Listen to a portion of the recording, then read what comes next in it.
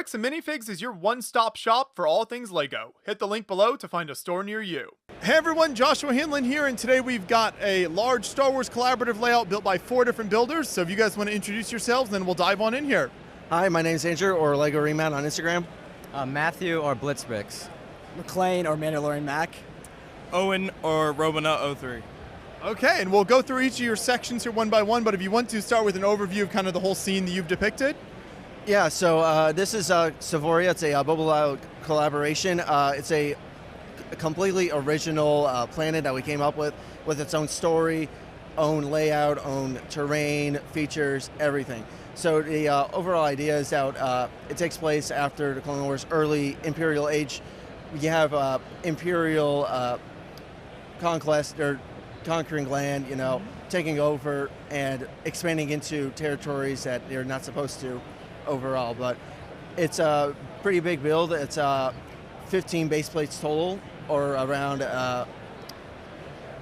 36 722 studs for an area. Yeah. And we have around 500,000 parts and around 100 figs. So I love that. I love the scale of what you guys have done here, and also just the creativity of kind of coming up with your own original planet is really great as well. So if you want to, you can take us through kind of the particular section you built. Yeah, so I built a lot of the main terrain that you can see up here, and the village entrance in that small hut over here.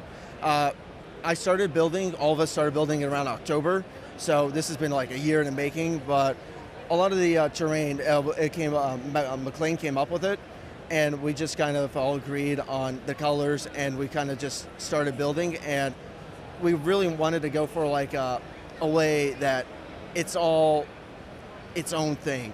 So it's nothing too much, but it also works and looks Star Wars. And that's what a lot of people have said. It feels Star Wars, and it's great. And we didn't want to be doing flat terrain, so we did layered elevation, where we had, you can see rocks inside, you can see the different layers of the earth, and it came together really well in my opinion. So I think that's a really neat technique where it looks like you just kind of like cut out the sides from like a slice of the terrain of the planet here and then just put it on display. Yeah, it was a very nice concept that we did, and I really like how it turned out. So we'll have our next builder come in then, if you want to take us through the section that you worked on. So I worked on the village in the back here, all these houses, the cantina, the town hall. I did the raised section of the MOC, so all this is highest 7 inches and around 6. So yeah, we just did the trees, the forests in here, all the figures, placements, yeah. What were the main kind of design elements and guides that you used for these buildings as you kind of came up with what the village would look like? So once we came up with a color scheme, I just kind of took creative liberty and did whatever I thought would work. So yeah, that's pretty much it. And I like the addition of some texture with some of the like brick masonry bricks and things. What else? What other pieces did you use to kind of avoid just the flat kind of tan wall? Yeah, I used some headlight bricks to get some studs and some round tiles so that we could add some weathering to the village. It's of course a little bit old compared to the Imperial base. Also with the flashing lights, we wanted to make it seem like a poorer area. Yeah. How did you incorporate the lighting into there? Is that kind of all hidden underneath the base? So yeah, we just did that when we got all the plates together, and we took all the plates off and ran it under. So it's all in the middle and then it all connects. Yeah. Are there interiors to the buildings at all? There's an interior for this building right over here. What's inside this one? This is the cantina, so there's just people discussing, and yeah. Okay. Cool. Well, thank you for that. And then as we go on to our next builder, what did you bring here? Yeah, so I was in charge of this section, which is just kind of the main hangar area, and basically the biggest challenge with this was getting it to actually have the door open. So the way that I went about this was we had. Oh, yeah. No, we had a.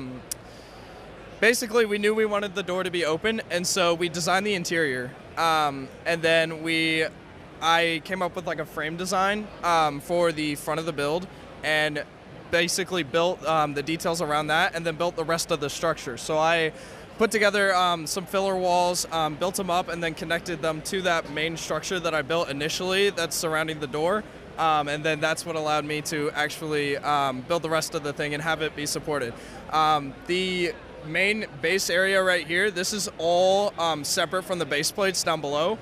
So you can just pop this off and then transport the base plates that it's on top of separately, and that helps a lot with transport. Yeah, absolutely. And there's also kind of a section in the back here as well. Yeah, super proud of the interior I was able to come up with. One of the things I was trying to do with this was figure out a way to conserve gray parts and add a little bit of color. So I came up with the idea of having these white tanks as part of the facility for whatever the Imperials are using it for.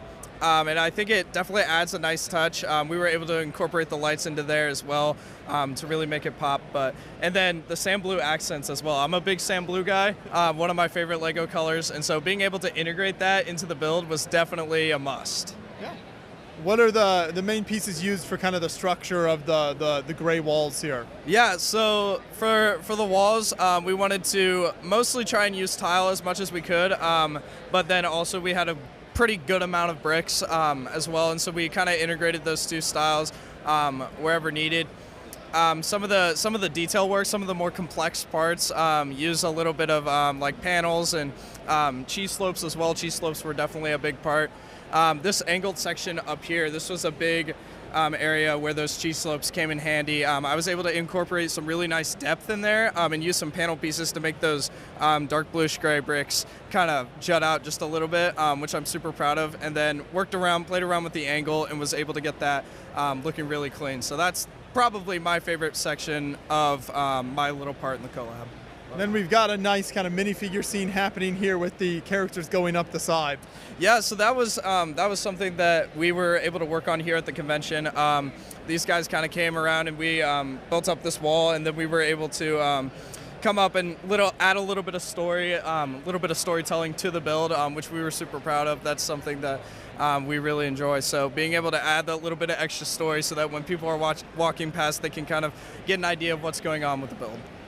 And that brings us to our final builder then. So I built this L-shaped section in the corner with half of the base.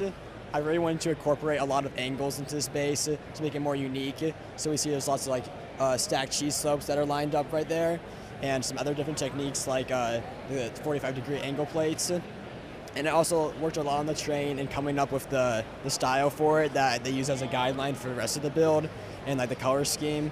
And I really like it because it kind of sets us apart from lots of other Star Wars mocks, and it's very colorful is kind of the goal of that. So take us through some more of the details of that terrain, and kind of as you were putting together that style, what were you looking to achieve? Yeah, so we wanted lots of depth, so we see like the lower areas are dark tan, and the higher areas we have grass on them, so like some olive color. But we wanted to incorporate the newer like nougat and light nougat colors along with medium nougat, just make it more colorful. And also like lavender trees, dark orange trees, yellow trees, just make it really pop. And then what did you guys use kind of underneath the whole thing to get the different elevation changes? Yeah. Is that all just brick or? So there's lots of Duplo, so it's like Duplo pillars and then 16 by 16 base plates, and then just bricks on top of that. Yep. Yeah. That's a great technique, so it's really cool to see that. And then in terms of bringing this to the show, how does that work in terms of you guys each transporting your sections and getting it all together? Yeah, so like every one of these splits into like this own 48 by 48 base plate, and just lots of boxes and shoving into our cars. But most of it disconnects pretty easily, and when we got here, we just wanted to put some tile, excuse me, on the studs to keep it like from the gaps from showing, basically. What was the collaboration process like for the four of you as you were kind of planning this out and deciding kind of who would do what section, and how did that work? So we had lots of drawings, and we we laid out from the top and split it up, drew it from the top, and kind of laid it out that way. And we had lots of calls trying to figure out all the specifics of the height and all that, so it would line up when we got here on this day. Yeah. And another thing we did was we left where we met up blank, so when we got here we could make sure it matched up perfectly and build on site. Yeah, that's a good tip. So then you're able to kind of make it all meld together really nicely. And we mentioned this earlier, but I love how you did kind of the cut off rock elements there. So are those, how are those incorporated in there as you guys kind of made sure that you wanted those in the terrain? Yeah, so lots of it is also snot techniques, and they all like slide out mostly because we had to use some upside down pieces. But we really wanted to use this because it's common in smaller builds, but not that common in larger builds. So we thought that would help it stand out a bit at the convention. Yeah. Yeah. Well, thank you so much to you and the rest of the builders here. You all did a fantastic job, and it's a really impressive looking display, so keep up the good work. Thank you. Thank you.